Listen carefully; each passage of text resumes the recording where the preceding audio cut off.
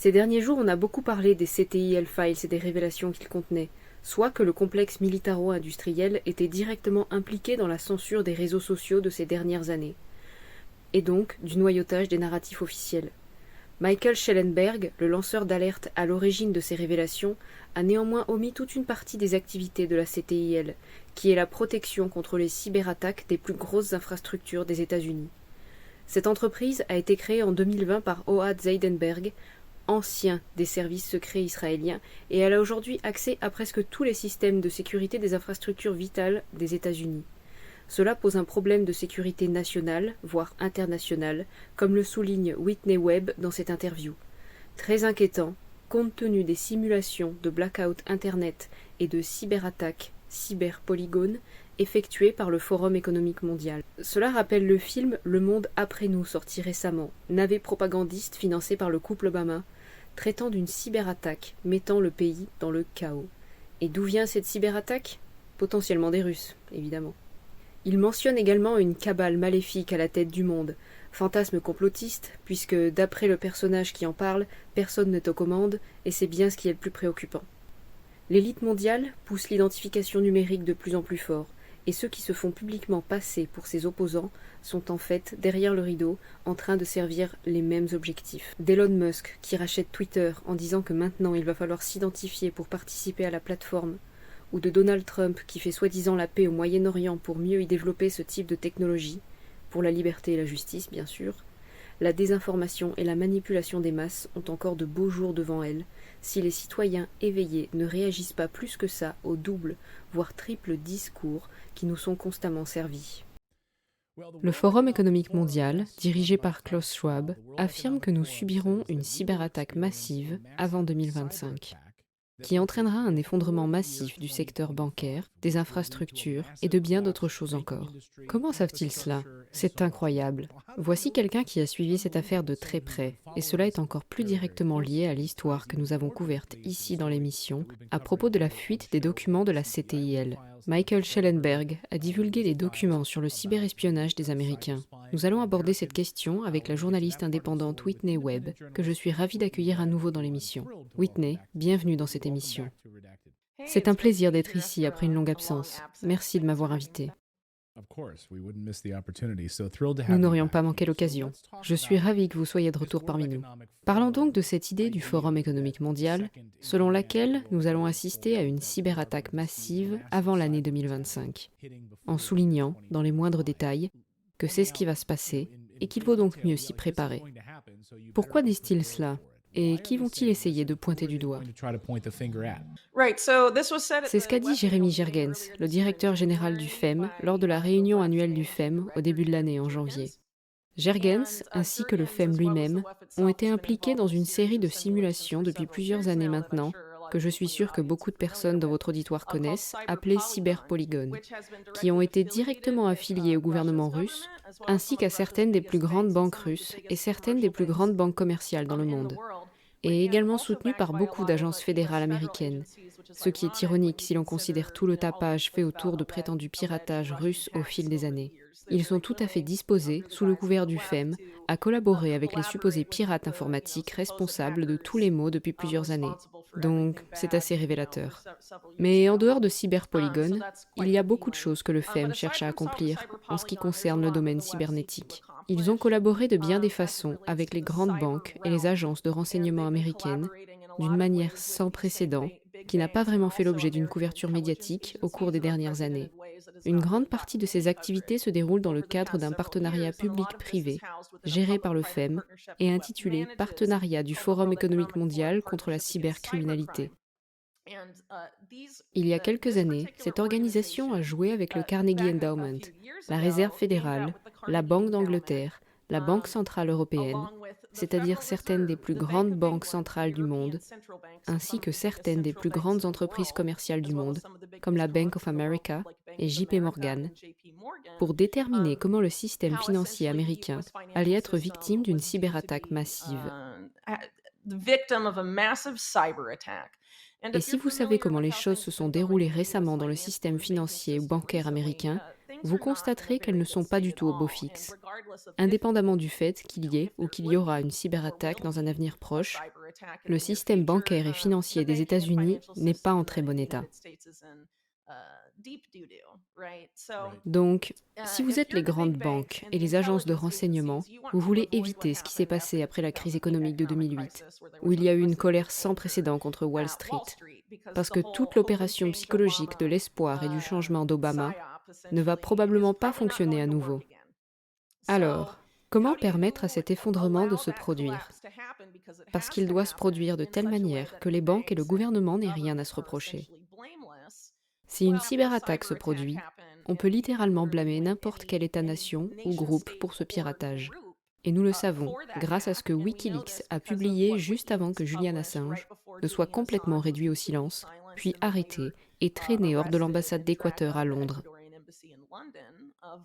Vault 7 a révélé, entre autres, des choses comme le programme Umbridge, révélant que les services de renseignement américains et d'autres agences de renseignement affiliées à ce partenariat du FEM contre la cybercriminalité ont la capacité de placer les empreintes de n'importe quelle État-nation qu'ils souhaitent, y compris la Russie, la Chine, l'Iran, la Corée du Nord, ou tout autre groupe également, pas seulement les États-nations. Ils peuvent mettre leurs empreintes dans un piratage qu'ils commettent eux-mêmes. C'est très important parce que cela offre à ces agences de renseignement une capacité sans précédent de mener des opérations sous faux drapeau dans le domaine cybernétique.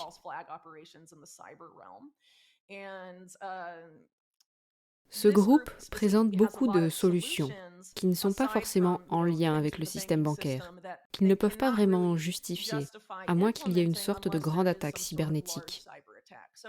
Alors, que veut le partenariat du FEM contre la cybercriminalité? Ils sont très ouverts sur le fait qu'ils veulent un Internet régulé, et ils se basent essentiellement sur une politique qui a été mise en place sous l'administration Obama aux États-Unis. Ils l'ont appelé le permis de conduire sur Internet. Ce que ce partenariat public-privé du FEM préconise, c'est que l'accès de chaque personne à Internet soit lié à une carte d'identité numérique ou à une carte d'identité délivrée par le gouvernement, mais vraisemblablement à une carte d'identité numérique, étant donné que ces programmes de cartes d'identité délivrés par le gouvernement sont en train de se développer dans le monde entier. L'objectif est bien sûr que si votre identité est liée à votre accès Internet, les agences de renseignement sachent exactement quels médias vous consommez, ce que vous lisez et ce que vous publiez en ligne.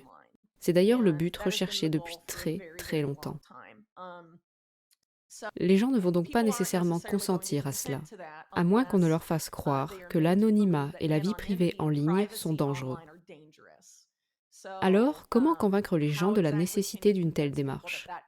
Il suffit d'un événement où des pirates informatiques anonymes font quelque chose en ligne qui provoque des perturbations majeures à l'échelle mondiale, et l'on peut alors fabriquer le consentement par la peur et la panique, comme c'est souvent le cas, en disant que l'anonymat et la vie privée doivent être éliminés et que nous devons savoir exactement qui fait quoi en ligne pour éviter qu'une calamité de cette ampleur ne se reproduise jamais.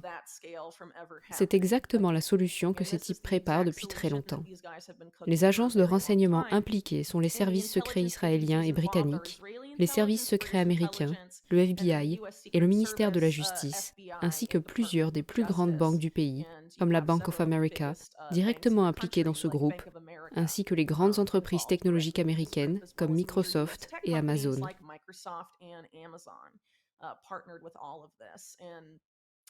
C'est exactement ce qu'ils recherchent et ils disposent de tous les outils nécessaires pour permettre à une telle chose de se produire. Certains de ces acteurs veulent une guerre, où les États-Unis, par exemple, entreraient en guerre avec l'Iran, entre autres, et ils ont la capacité d'attribuer des cyberattaques de n'importe quelle ampleur à n'importe quelle entité.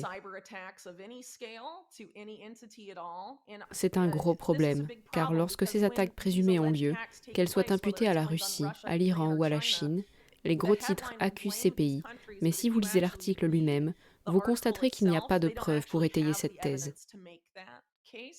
Ils disent « Nous pensons que c'est ce pays » ou que c'est un groupe affilié à ce pays. Et ils disent des choses comme « Il est probable qu'il soit lié à l'Iran », vous savez, ces phrases qui montrent qu'ils n'ont pas vraiment de preuves. Et puis, il y a un effort pour fabriquer un consentement, potentiellement pour une action militaire basée sur toutes ces choses.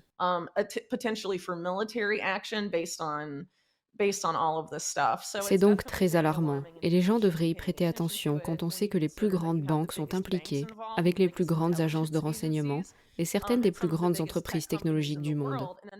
Une autre chose que le FEM cherche également est que les banques, les régulateurs bancaires et les agences de renseignement fusionnent leurs opérations sous le couvert de la cybersécurité.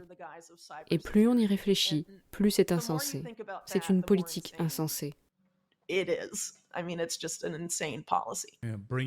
Ça revient à tous se réunir sous un même parapluie. Nous avons même entendu Nikki Haley. Les néoconservateurs adorent Nikki Haley en ce moment, la mettant sur le devant de la scène. Elle a abordé le manque d'anonymat sur Internet au cours des 2 dernières semaines. Elle veut que tout le monde soit enregistré lorsqu'on utilise Internet, n'est-ce pas?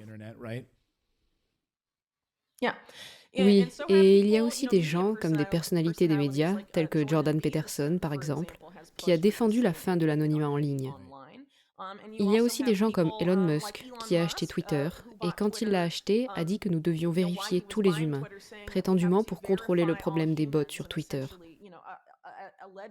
Mais l'élite fait pression, partout, pour mettre fin à l'anonymat en ligne, et les gens s'y opposent évidemment, parce que cela change la nature d'Internet et renforce les capacités de surveillance qui y sont déjà intégrées à un degré extrêmement important. Le problème est d'autant plus grave que le ministère de la Justice a mis en place, depuis l'arrivée de l'administration Trump, un programme de lutte contre la cybercriminalité appelé DEEP, dans le cadre duquel des personnes ont été littéralement arrêtées pour des choses qu'elles avaient publiées sur les médias sociaux. Quelqu'un a même été tué, il y a quelques mois je crois, pour des publications sur Facebook qu'il avait faites à propos de Joe Biden. Il a été abattu dans la rue, devant sa maison, pour des publications qu'il avait faites sur les réseaux sociaux. Liez tout cela à votre carte d'identité gouvernementale, en tenant compte de tous ces facteurs liés à l'application de la loi américaine au sein du ministère de la Justice, qui est associée à toutes ces choses, est une idée terrible. Toutes ces entités de services financiers sont impliquées. En même temps, il y a la pression pour l'identification numérique non seulement pour Internet, mais aussi pour lier votre identification numérique à vos opérations bancaires par l'intermédiaire d'une banque centrale. Le fait que les monnaies numériques sont des devises stables, les jetons fortement réglementés, c'est-à-dire de l'argent programmable, les implications sont énormes. Il est évident que certaines parties de la population américaine, et d'ailleurs, s'opposent à l'identification numérique et au CBDC. Mais si Internet est coupé pendant un certain temps à cause d'une cyberattaque massive, on le rétablit et on dit « Oh, eh bien, nous devons savoir qui vous êtes. » Maintenant, la seule façon de se connecter est d'utiliser notre carte d'identité numérique. Ils obtiendront alors l'adhésion et l'adoption de ces directives par le public.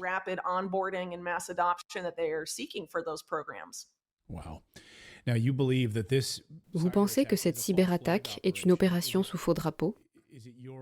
Craignez-vous qu'Israël veuille que les États-Unis attaquent d'abord l'Iran? Quel est votre avis sur la question?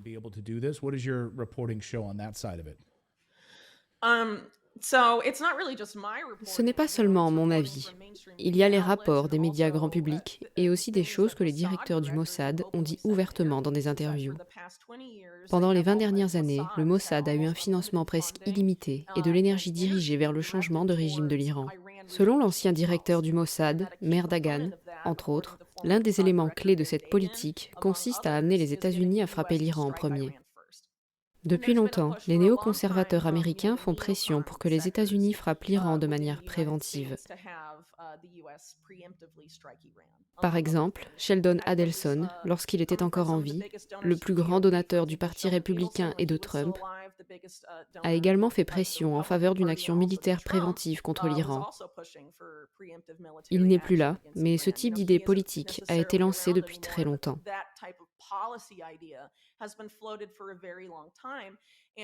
Après l'assassinat de Qassim Soleimani, le général du corps des gardiens de la révolution iranienne, qui était très célèbre, Mike Pompeo, lorsqu'il était directeur de la CIA, et Trump ont déclaré que si l'Iran lançait des représailles, y compris une cyberattaque, il répondrait par une action militaire contre l'Iran.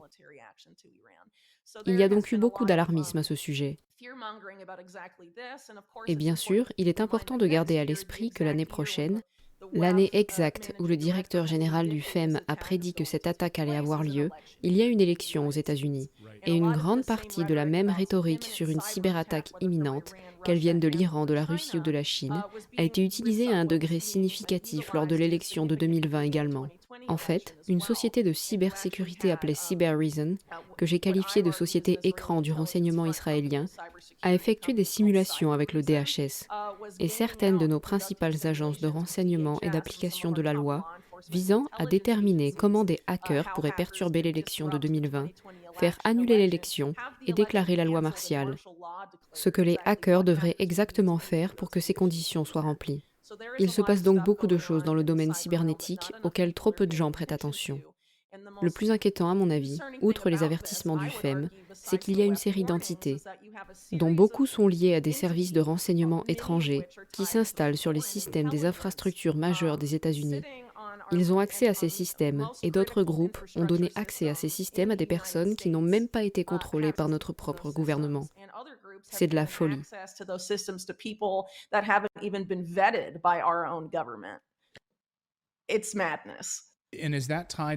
Cela est-il lié aux documents de la CTIL que le journaliste Michael Schellenberg a publié en début de semaine? Nous en avons parlé longuement dans l'émission d'hier, les fuites des documents de la CTIL, la Stanford Cyber Threat Intelligence League. Il affirme que ces révélations sont pires que les documents de Twitter, pires que ceux de Facebook, et qu'en fait, ils ont un plan mondial de censure, selon ces documents, les entrepreneurs militaires des États-Unis et du Royaume-Uni. Mais je me demande si tout cela est lié à cette affaire. Il manque un élément important dans le rapport de Michael Schellenberg. C'est presque comme s'ils avaient commodément laissé de côté un élément majeur de cette histoire. Pouvez-vous nous éclairer sur ce point?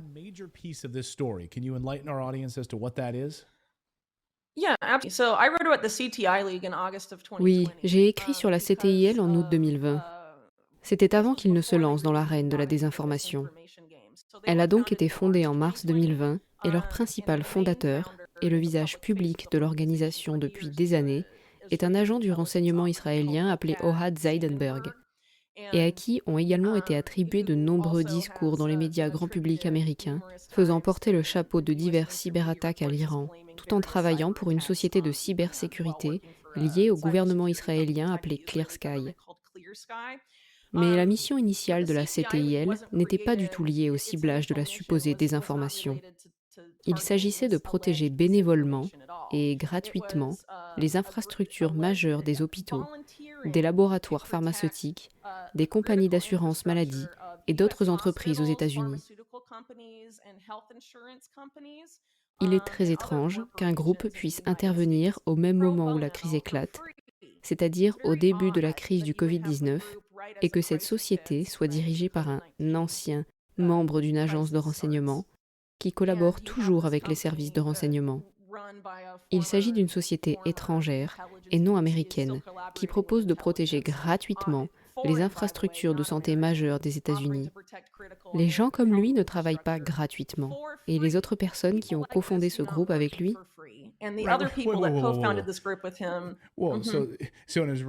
Attendez, donc un type du renseignement israélien a formé cette société, en est le directeur, et il a dit qu'ils allaient s'occuper des hôpitaux américains, des barrages, de l'infrastructure de l'eau? Les barrages sont venus plus tard, mais c'était d'abord l'infrastructure sanitaire. Elle s'est associée à CISA, l'agence indépendante qui relève du DHS et qui est censée protéger les infrastructures majeures, y compris les infrastructures électorales, mais aussi les systèmes d'approvisionnement en eau, le réseau électrique, toutes sortes de choses comme ça, ainsi que les hôpitaux. Et la CTIL, créée par Zeidenberg, est directement associée avec eux pour protéger toutes les infrastructures majeures. La désinformation, dont Schellenberg et Taibbi ont parlé, est une activité secondaire de la CTIL. Leur principal objectif est d'accéder à tous ces systèmes d'infrastructures majeures, apparemment pour les protéger, mais personne ne sait vraiment qui travaille pour la CTIL, car pour la rejoindre et avoir accès à tous ces systèmes, il n'est pas nécessaire d'être contrôlé par la CISA ou le gouvernement fédéral américain, mais par Ohad Zeidenberg et les autres cofondateurs qui jouent un rôle beaucoup plus mineur que lui dans l'organisation et qui sont affiliés soit à Microsoft, soit à un contractant du gouvernement américain appelé Okta. Ce sont donc ces personnes qui décident de l'accès à ces systèmes et qui n'y a pas accès. N'importe qui pourrait passer par là. C'est extrêmement imprudent. Extrêmement imprudent.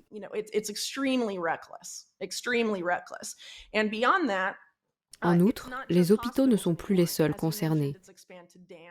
Comme vous l'avez mentionné, cela s'étend aux barrages, au système d'approvisionnement en eau et aux réacteurs nucléaires aux États-Unis. Il s'agit donc d'une fondation de renseignement étrangère ou d'une organisation à but non lucratif qui se voit offrir l'accès à tous ces systèmes majeurs aux États-Unis. C'est insensé. Et ce n'est pas la seule entreprise dans ce cas-là. L'autre société que j'ai mentionnée plus tôt, Cybereason, qui a fait des simulations Doomsday sur l'élection, avec le DHS et le FBI et ainsi de suite, a accès à certaines des infrastructures les plus importantes de l'armée américaine. Et il dispose d'une porte dérobée pour y accéder, qui n'est pas dirigée par des citoyens américains.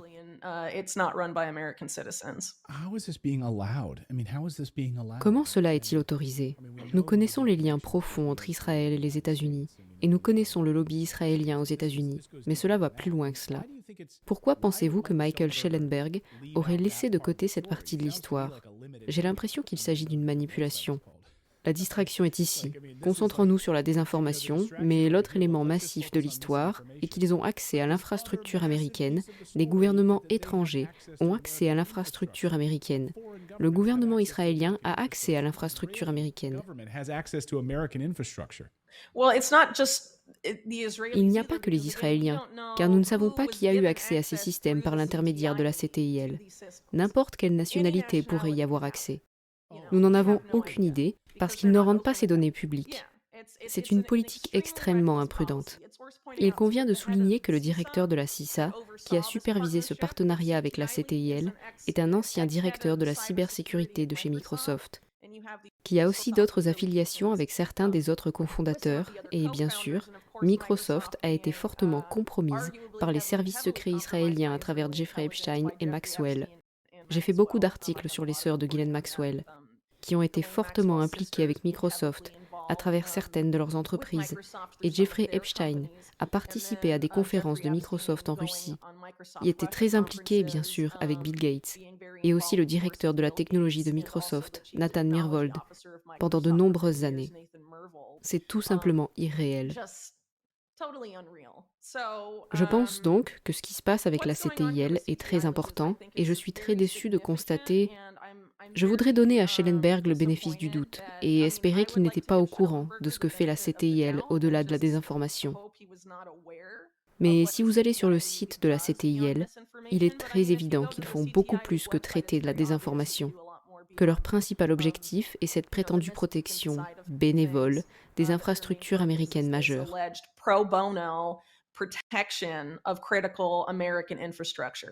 Ce qui est également significatif à propos de ce qui se passe à l'ère Covid, c'est qu'au moment même où la CTIL établissait un partenariat avec la CISA, le ministère de la Santé et des Services sociaux des États-Unis coupait les budgets des hôpitaux qui étaient censés les aider à financer leur cybersécurité et leur maintenance.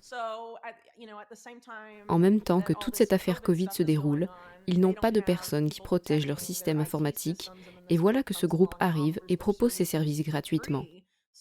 Beaucoup d'hôpitaux ont donc naturellement accepté cette offre, parce que la politique gouvernementale les obligeait à le faire.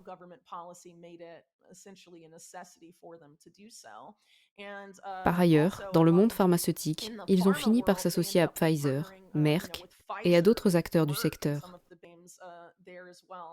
Ce n'est pas seulement le secteur public qu'ils protègent des cyberattaques. Compte tenu de ce qui a été révélé au sujet de la CTIL, en ce qui concerne la censure et les malversations qu'elle a commises, pourquoi ne pratiquerait-elle pas de malversations similaires avec leur prétendue protection des systèmes aux États-Unis?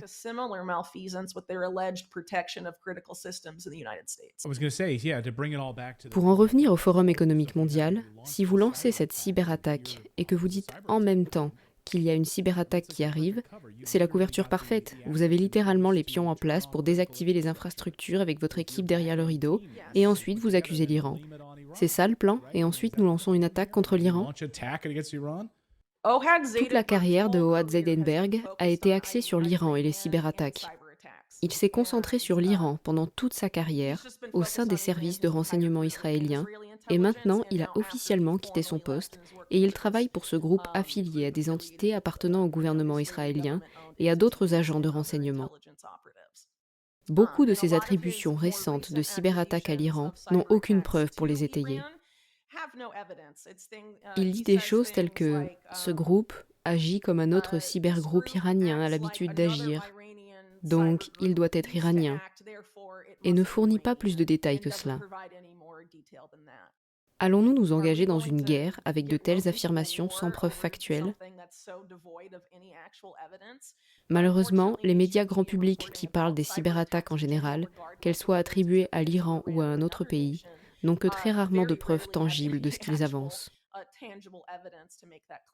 Et même si c'était le cas, il y a tout ce que Vault7 a révélé à travers Wikileaks, et le fait que l'on peut accuser n'importe quel pays ou n'importe quel groupe d'être responsable d'une cyberattaque. Comme c'est souvent le cas, lorsque ces crises surviennent, il n'y a pas d'enquête avant les faits. Les enquêtes comme la commission pour le 11 septembre, par exemple, sont souvent fortement compromises. Qui sait donc ce qui va se passer? Mais c'est évidemment très préoccupant. En ce qui concerne le Forum économique mondial, le partenariat public-privé dont je parlais tout à l'heure, le partenariat contre la cybercriminalité, est dirigé par un espion israélien de carrière, Tel Goldstein, qui a élaboré cette politique alors que Netanyahou, qui est toujours Premier ministre, était Premier ministre à l'époque en 2012. Une politique selon laquelle les opérations que le Mossad avait l'habitude de mener en interne seront désormais menées par des entreprises privées, en particulier dans le domaine de la cybersécurité. C'est à ce moment-là qu'ont été créés ces groupes, dont Clear Sky, Doha Zeidenberg et Cyber Reason. Beaucoup d'entre eux sont composés de personnes ayant toujours des liens avec les services de renseignement israéliens. Il faut tenir compte du fait que les services de renseignement israéliens ont pour politique avouée de pousser les États-Unis à frapper l'Iran en premier, au moment où la sécurité nationale dit qu'il est temps d'entamer des hostilités ouvertes et des hostilités armées avec l'Iran. Ce qui semble assez proche, étant donné le conflit à Gaza et la façon dont il s'est aggravé, et qu'il est probable qu'il se transforme en une guerre régionale. Ils veulent depuis des décennies que les États-Unis frappent l'Iran en premier. Et comment vont-ils s'y prendre? Je ne dis pas qu'ils vont le faire, mais le fait que nous donnions à ce gouvernement et à des personnes liées à ce gouvernement l'accès à nos systèmes et à tous les moyens de le faire n'est pas une bonne idée.